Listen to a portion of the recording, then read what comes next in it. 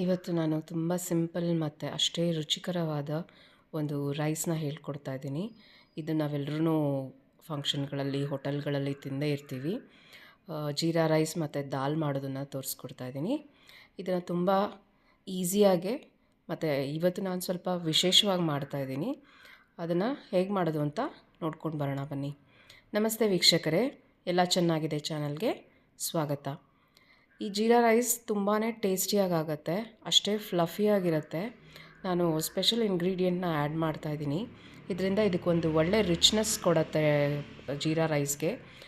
So ತಿನ್ನೋದಕ್ಕೆ ನಿಮಗೆ ತುಂಬ ಖುಷಿಯಾಗಿ ತಿನ್ಬೋದು. ನೀವು ಇದನ್ನು ತಿಂದಮೇಲೆ 200% ಯಾವುದೇ 5 ಸ್ಟಾರ್ ಹೋಟೆಲ್ದು ಜೀರಾ ರೈಸ್ಗಿಂತ ತುಂಬ ಚೆನ್ನಾಗಾಗುತ್ತೆ.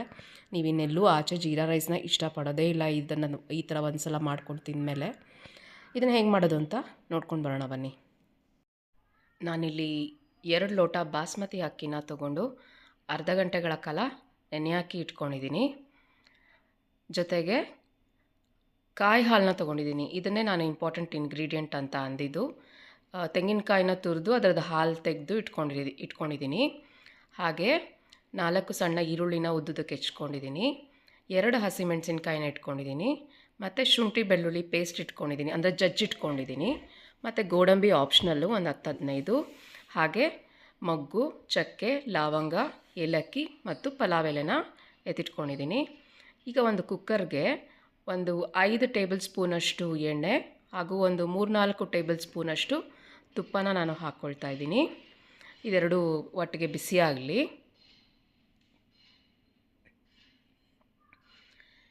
ಇದು ಬಿಸಿಯಾದ ನಂತರ ಜೀರಾ ರೈಸ್ ಆಗಿರೋದ್ರಿಂದ ಜೀರಿಗೆ ಜಾಸ್ತಿ ಹಾಕಬೇಕಾಗತ್ತೆ. ನಾನು 1 ಟೇಬಲ್ ಚಮಚದಷ್ಟು ಜೀರಿಗೆನ ಹಾಕ್ಕೊಳ್ತಾ ಇದ್ದೀನಿ. ಹಾಗೆ ಈಗ ಮಸಾಲ ಪದಾರ್ಥಗಳನ್ನ ತೊಗೊಂಡಿದ್ದನ್ನೆಲ್ಲ ಸೇರಿಸ್ತಾ ಇದ್ದೀನಿ. ಹಾಗೆ ಗೋಡಂಬಿನ ಹಾಕ್ಕೊಳ್ತೀನಿ. ಈಗ ಉರಿ ಮೀಡಿಯಮಾಗಿ ಇಟ್ಕೊಳ್ಳಿ, ಇಲ್ಲಾಂದರೆ ಗೋಡಂಬಿ ಸೀದೋಗುತ್ತೆ. ಗೋಡಂಬಿ ಸ್ವಲ್ಪ ಕಲರ್ ಬರೋ ಅಷ್ಟು ಮಾತ್ರ ಫ್ರೈ ಆಗಲಿ, ಏಕೆಂದರೆ ಈರುಳ್ಳಿ ಎಲ್ಲ ಫ್ರೈ ಆಗೋ ಅಷ್ಟರಲ್ಲಿ ಗೋಡಂಬಿ ಚೆನ್ನಾಗೇ ರೋಸ್ಟ್ ಆಗುತ್ತೆ. ಇದಕ್ಕೆ ಶುಂಠಿ ಬೆಳ್ಳುಳ್ಳಿನ ನಾನು ಜಜ್ಜಿಟ್ಕೊಂಡಿದ್ದೀನಿ. ಶುಂಠಿ ಬೆಳ್ಳುಳ್ಳಿ ಸ್ವಲ್ಪ ಜಾಸ್ತಿ ಬೇಕಾಗುತ್ತೆ. ಸುಮಾರು ಒಂದು 2 ಇಂಚ್ ಆಗೋಷ್ಟು ಶುಂಠಿ ಮತ್ತು ಒಂದು 10-12 ಬೆಳ್ಳುಳ್ಳಿ ಬೇಕಾಗುತ್ತೆ. ನೀವು ಈ ರೀತಿ ಹಾಕ್ಕೊಂಡು ಶುಂಠಿ ಬೆಳ್ಳುಳ್ಳಿ ಹಾಕಿನೇ ಜೀರಾ ರೈಸ್ ಮಾಡಿದ್ರೆ ಟೇಸ್ಟು ತುಂಬ ಚೆನ್ನಾಗಾಗುತ್ತೆ. ಮೆಣಸಿನ್ಕಾಯಿ 1 ಅಥವಾ 2 ಹಾಕ್ಕೊಂಡ್ರೆ ಸಾಕು. ಇದಕ್ಕೇನು ಖಾರ ಬೇಕು ಅಂತ ಏನೂ ಅನಿಸಲ್ಲ, ಅಷ್ಟೇ ಟೇಸ್ಟಿಯಾಗುತ್ತೆ. ನೀವು ಜೊತೆಲಿ ಯಾವುದಾದ್ರೂ ದಾಲ್, ಗ್ರೇವಿ ಯಾವುದ್ರ ಜೊತೆ ಬೇಕಾದರೂ ಕಾಂಬಿನೇಷನ್ ಮಾಡಿ ಜೀರಾ ರೈಸ್ನ ಎಂಜಾಯ್ ಮಾಡ್ಕೊಂಡು ತಿನ್ಬೋದು. ಈಗ ನಾನು ಹೆಚ್ಚಿಟ್ಕೊಂಡಿರೋ ಈರುಳ್ಳಿನ ಸಹ ಸೇರಿಸ್ತಾ ಇದ್ದೀನಿ. ಈರುಳ್ಳಿ ಸ್ವಲ್ಪ ಸಾಫ್ಟ್ ಆಗಲಿ, ಲೈಟ್ ಪಿಂಕಿಶ್ ಕಲರ್ ಟರ್ನ್ ಆಗೋಷ್ಟು ನಾವು ಹುರ್ಕೊಳ್ಳೋಣ.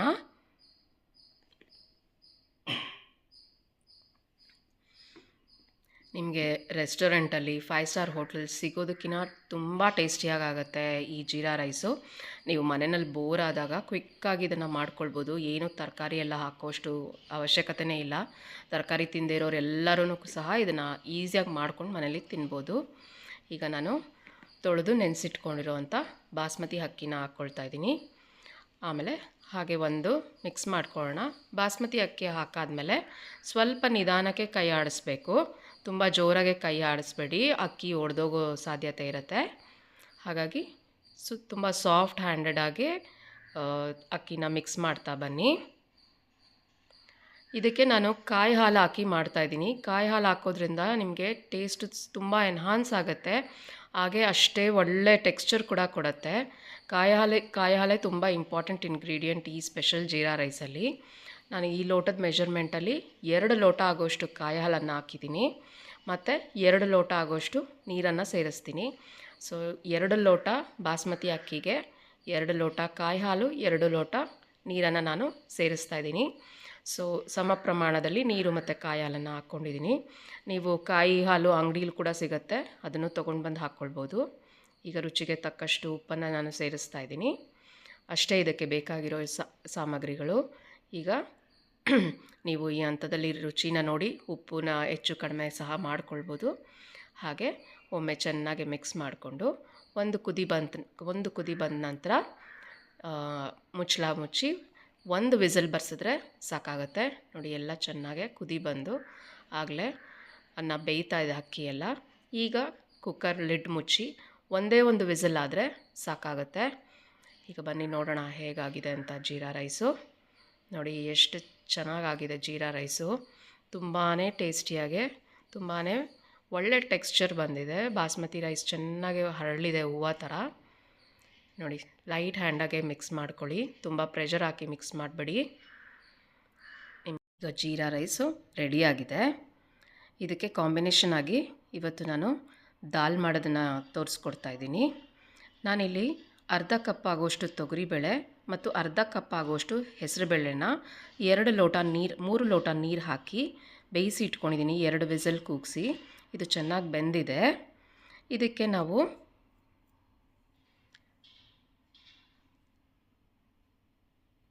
ಎರಡು ಈರುಳ್ಳಿ ಸಣ್ಣದಾಗಿ ಹೆಚ್ಕೊಂಡಿದ್ದೀನಿ, 2 ಟೊಮ್ಯಾಟೊ, ಕೊತ್ತಂಬರಿ ಸೊಪ್ಪು, ಕರಿಬೇವಿನ ಸೊಪ್ಪು ಮತ್ತು ಇಲ್ಲಿ 7 ನಾನು ಹಸಿಮೆಣಸಿನ್ಕಾಯಿನ ಸಣ್ಣದಾಗಿ ಕಟ್ ಮಾಡಿ ಇಟ್ಕೊಂಡಿದ್ದೀನಿ. ಈ ಕಡೆ ಒಂದು ಪ್ಯಾನ್ಗೆ ನಾವು 3 ಚಮಚದಷ್ಟು ಎಣ್ಣೆನ ಹಾಕ್ಕೊಳ್ಳೋಣ. ದಾಲ್ನ ತುಂಬ ಬ್ಲ್ಯಾಂಡಾಗಿ ಮಾಡ್ಕೊಳ್ಬೇಡಿ, ಆವಾಗ ತಿನ್ನೋದಕ್ಕೆ ಬೋರ್ ಅಂತ ಅನಿಸುತ್ತೆ. ದಾಲ್ ಅಂದ ತಕ್ಷಣ ಬೋರಿಂಗ್ ಅಂತ ಅನಿಸುತ್ತೆ. ದಾಲ್ನ ಸ್ವಲ್ಪ ಸ್ಪೈಸಿಯಾಗಿ ಮಾಡಿಕೊಂಡ್ರೆ ಅದು ತುಂಬಾ ಟೇಸ್ಟಿಯಾಗಿ ಆಗುತ್ತೆ. ಪ್ಲೇನ್ ರೈಸ್ ಜೊತೆ ಇರ್ಬೋದು, ಜೀರಾ ರೈಸ್ ಜೊತೆ ಇರ್ಬೋದು, ಚಪಾತಿ ರೋಟಿ ಜೊತೆ ಎಲ್ಲ ತುಂಬ ಚೆನ್ನಾಗಿರುತ್ತೆ ತಿನ್ನೋಕ್ಕೆ. ಈಗ ನಾನು ಅರ್ಧ ಚಮಚದಷ್ಟು ಸಾಸಿವೆ ಮತ್ತು ಜೀರಿಗೆ ಮತ್ತು ಸ್ವಲ್ಪ ಹಿಂಗನ್ನು ಹಾಕ್ಕೊಂಡಿದ್ದೀನಿ. ಇದಷ್ಟು ಸ್ವಲ್ಪ ಚಟಪಟ ಅಂತ ಅನ್ನಲಿ. ಈಗ ಇದಕ್ಕೆ ನಾನು ಕರಿಬೇವಿನ ಸೊಪ್ಪನ್ನು ಹಾಕ್ಕೊಳ್ತೀನಿ. ಹಾಗೆ ಹೆಚ್ಚಿರುವಂಥ ಹಸಿಮೆಣಸಿನ್ಕಾಯಿನ ಹಾಕ್ಕೊಳ್ಳೋಣ. ಇದು ಸ್ವಲ್ಪ ಬಾಡಲಿ, ಆಮೇಲೆ ನಾವು ಈರುಳ್ಳಿನ ಸೇರಿಸ್ಕೊಳ್ಳೋಣ. ಈ ರೀತಿ ಮೆಣಸಿನ್ಕಾಯಿನ ಎಣ್ಣೆಯಲ್ಲಿ ಬಾಡಿಸೋದ್ರಿಂದ ಅದು ಒಳ್ಳೆ ಫ್ಲೇವರ್ ಕೊಡುತ್ತೆ ದಾಲಲ್ಲಿ. ಈಗ ನಾವು ಸಣ್ಣದಾಗಿ ಹೆಚ್ಚಿರುವಂಥ ಈರುಳ್ಳಿನ ಸಹ ಹಾಕ್ಕೊಳ್ಳೋಣ. ಈರುಳ್ಳಿ ಸಹ ಚೆನ್ನಾಗಿ ಸಾಫ್ಟಾಗಿ ಬೇಯಲಿ, ಅಷ್ಟೊತ್ತು ಚೆನ್ನಾಗಿ ಫ್ರೈ ಮಾಡ್ಕೊಳ್ಬೇಕಾಗತ್ತೆ. ದಾಲ್ ತುಂಬ ಒಳ್ಳೆ ಕಾಂಬಿನೇಷನ್ ಆಗುತ್ತೆ ಜೀರಾ ರೈಸ್ಗೆ. ನೀವು ಬೇಕಿದ್ರೆ ಯಾವುದಾದ್ರೂ ಬೇರೆ ಗ್ರೇವಿ ಸಹ ಮಾಡ್ಕೊಳ್ಬೋದು. ಈಗ ಈರುಳ್ಳಿ ಚೆನ್ನಾಗಿ ಮಾಗಾದಮೇಲೆ ನಾನು 2 ಟೊಮ್ಯಾಟೊನ ಹಾಕ್ಕೊಳ್ತಾ ಇದ್ದೀನಿ. ಟೊಮ್ಯಾಟೊ ಇಲ್ಲಿ ಮಸ್ಟ್ ಹಾಕ್ಕೊಳ್ಬೇಕು ದಾಲ್ಗೆ, ಇಲ್ಲಾಂದರೆ ತುಂಬ ಬ್ಲ್ಯಾಂಡ್ ಅನಿಸುತ್ತೆ. ಇಲ್ಲಿ ಉಪ್ಪು, ಹುಳಿ, ಖಾರ ಎಲ್ಲ ಬ್ಯಾಲೆನ್ಸ್ ಆಗುತ್ತೆ ಈ ರೀತಿ ಟೊಮ್ಯಾಟೊ ಹಾಕ್ಕೊಳ್ಳೋದ್ರಿಂದ. ಟೊಮ್ಯಾಟೊ ಸಹ ಚೆನ್ನಾಗೇ ಬೇಯಬೇಕು, ಅಲ್ಲಿ ತನಕ ಚೆನ್ನಾಗಿ ಬಾಡಿಸ್ಕೊಡಿ. ಹಸಿ ಇರೋವಾಗಲೇ ದಾಲ್ನ ಮಿಕ್ಸ್ ಮಾಡ್ಕೊಳ್ಬೇಡಿ, ಅದು ಚೆನ್ನಾಗೆ ಫ್ಲೇವರ್ ಬಿಟ್ಕೊಳ್ಳಿ ಟೊಮ್ಯಾಟೊದೆಲ್ಲನೂ. ಈಗ 1/4 ಚಮಚ ಆಗುವಷ್ಟು ಅರಿಶಿನ ಪುಡಿನ ಹಾಕ್ಕೊಂಡಿದ್ದೀನಿ. ನೋಡಿ ಟೊಮ್ಯಾಟೊ ಎಲ್ಲನೂ ಚೆನ್ನಾಗಿ ಬೆಂದಿದೆ ಇವಾಗ. ಈಗ ನಾವು ಬೇಯಿಸಿಟ್ಕೊಂಡಿರೋವಂಥ ದಾಲ್ನ ಹಾಕ್ಕೊಳ್ಳೋಣ. ನಾನಿವತ್ತಿಲ್ಲಿ ಈಕ್ವಲ್ ಕ್ವಾಂಟಿಟಿ ತೊಗರಿಬೇಳೆ ಮತ್ತು ಹೆಸರುಬೇಳೆನ ಹಾಕ್ಕೊಂಡಿದ್ದೀನಿ. ನನಗೆ ಈ ಕಾಂಬಿನೇಷನ್ ತುಂಬ ಚೆನ್ನಾಗಿದೆ ಅಂತ ಅನಿಸುತ್ತೆ, ಬರೀ ತೊಗರಿಬೇಳೆ ದಾಲ್ಗಿಂತ ಜೀರಾ ರೈಸ್ ಜೊತೆ. ಹಾಗಾಗಿ ನಾನು ಈ ಥರ ಹಾಕ್ಕೊಂಡಿದ್ದೀನಿ. ಈಗ ಇದಕ್ಕೆ ಸುಮಾರು 1 ಲೋಟದಷ್ಟು ನೀರನ್ನು ನಾನು ಬೇಳೆ ಬೇಯಿಸಿದ ಪಾತ್ರೆಯಲ್ಲೇ ಹಾಕ್ಕೊಳ್ತಾ ಇದ್ದೀನಿ. ಆಮೇಲೆ ನೋಡಿಕೊಂಡು ಮತ್ತೆ ನೀರು ಹೆಚ್ಚು ಕಡಿಮೆ ಮಾಡ್ಕೊಳ್ಬೋದು. ಈಗ ಚೆನ್ನಾಗೆ ನಾವು ಮಿಕ್ಸ್ ಮಾಡ್ಕೊಳ್ಳೋಣ.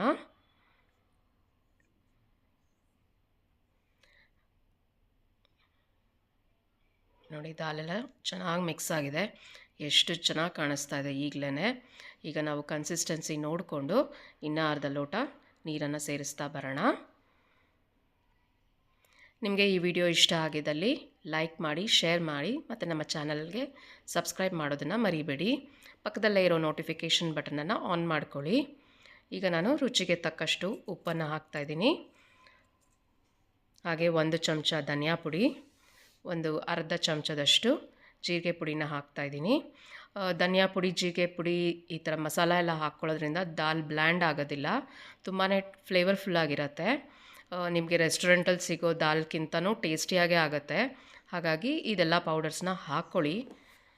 ಈಗ ಚೆನ್ನಾಗಿ ದಾಲು ಕುದೀಲಿ. ನೀವು ಕನ್ಸಿಸ್ಟೆನ್ಸಿ ನೋಡಿಕೊಂಡು ನೀರನ್ನ ಆ್ಯಡ್ ಮಾಡ್ಕೋಬೋದು, ಏಕೆಂದರೆ ದಾಲ್ ಆರಿದ್ಮೇಲೆ ಸ್ವಲ್ಪ ಗಟ್ಟಿ ಆಗುತ್ತೆ.